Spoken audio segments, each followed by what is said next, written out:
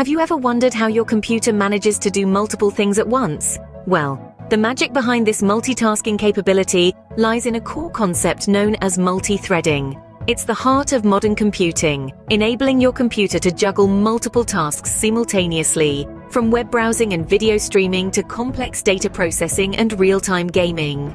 Multithreading is a feature of the operating system that allows a single process to contain multiple threads of execution. These threads, the smallest units of processing that can be scheduled by an operating system, can run concurrently, making efficient use of CPU time and enabling faster, smoother, and more responsive software applications. Imagine you're a chef preparing a multi-course meal.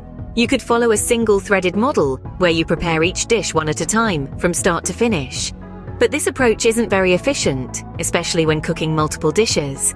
Instead, you'd likely adopt a multi-threaded approach, where you're chopping vegetables for one dish while another is simmering on the stove, and the dessert is baking in the oven.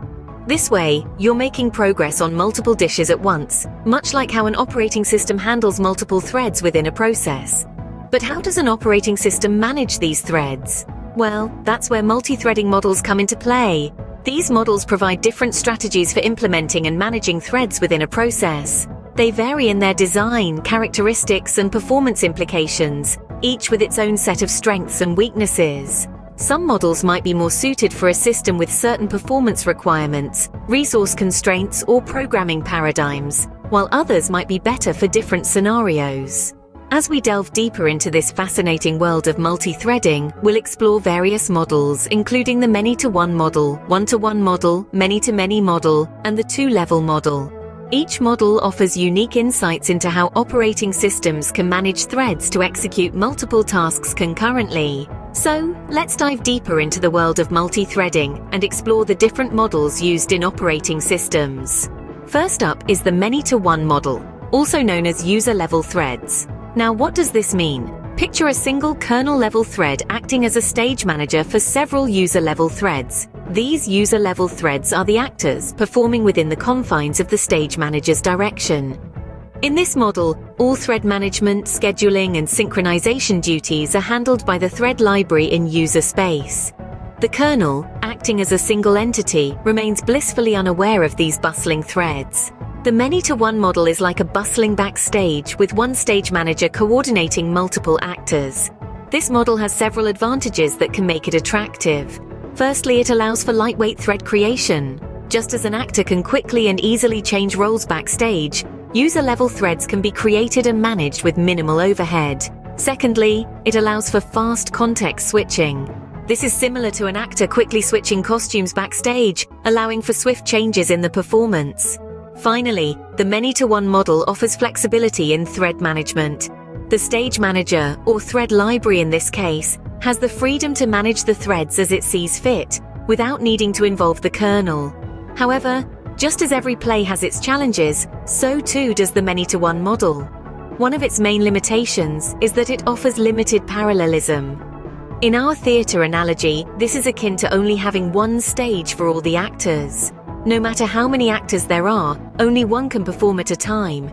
Similarly, this model can't take full advantage of multiple CPU cores. Another disadvantage is that blocking system calls can block the entire process. Think of it as a major prop malfunction during a play.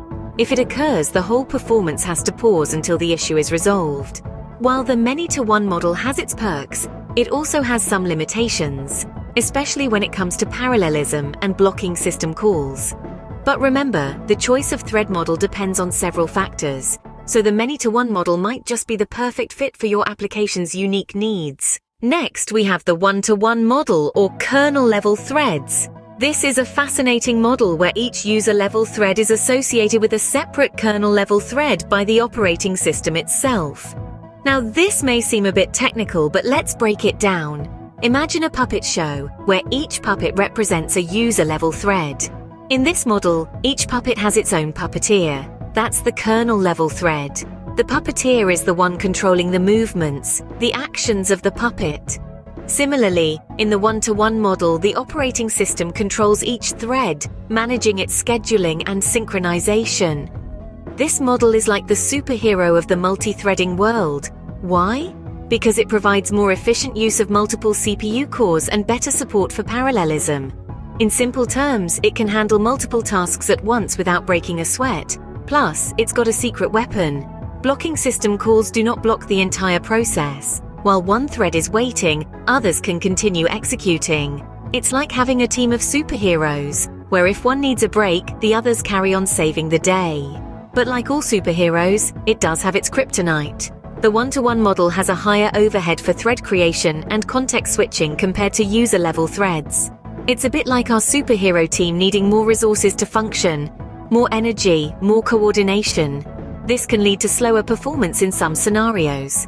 Still, it's an essential model in the world of operating systems, giving developers the power to create applications that can multitask efficiently and effectively. So, to wrap it up, the one-to-one model, with its individual kernel-level threads for each user-level thread, is a powerful tool in the hands of developers.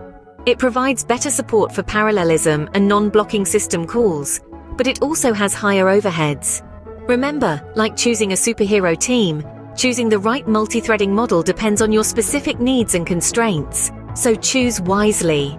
Now, let's look at two more complex models: the many-to-many model and the two-level model.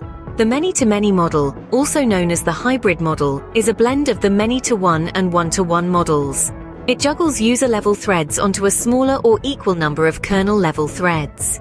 The beauty of this model is that it's managed by both the thread library in user space and the kernel, striking a balance between performance and flexibility. It improves parallelism and resource utilization compared to the many-to-one model, while still maintaining the advantage of lightweight thread creation and management. However, the many-to-many model isn't without its pitfalls. It poses an increased complexity in implementation and potential overhead in thread management. Now onto the two-level model. This model employs a combination of kernel-level threads and user-level threads. The kernel-level threads, managed by the operating system, provide support for parallel execution and system calls. On the other hand, user-level threads are managed by a thread library in user space and are used for application-level concurrency and lightweight threading.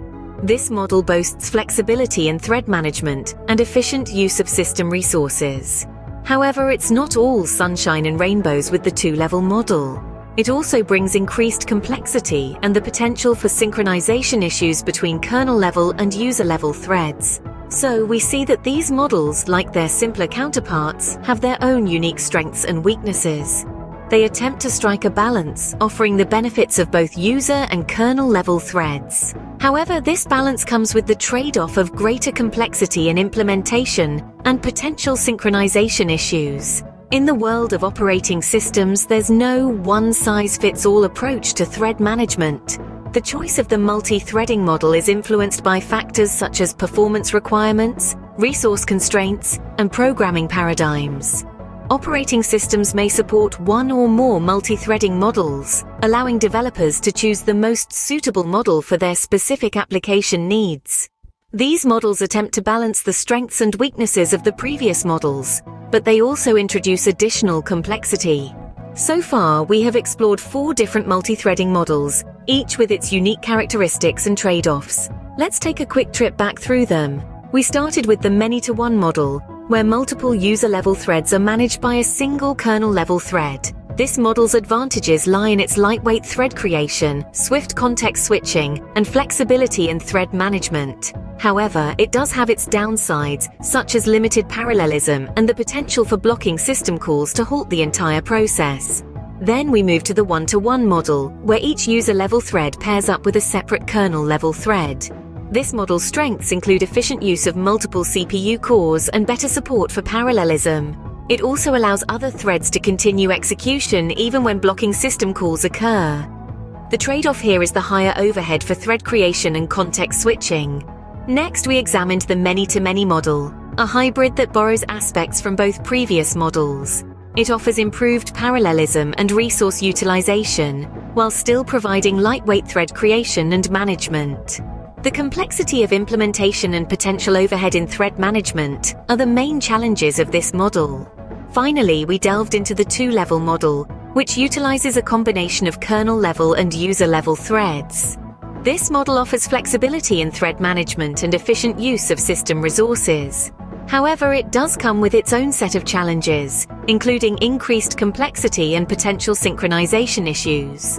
Each of these models has its strengths and weaknesses. They differ in their design, characteristics, and the performance implications they bring to the table. Operating systems may support one or more of these models, allowing developers to choose the most suitable model for their applications. Choosing the right multi-threading model depends on various factors, including your specific needs and constraints. So next time you're writing a multi-threaded application, remember to consider these models and choose wisely.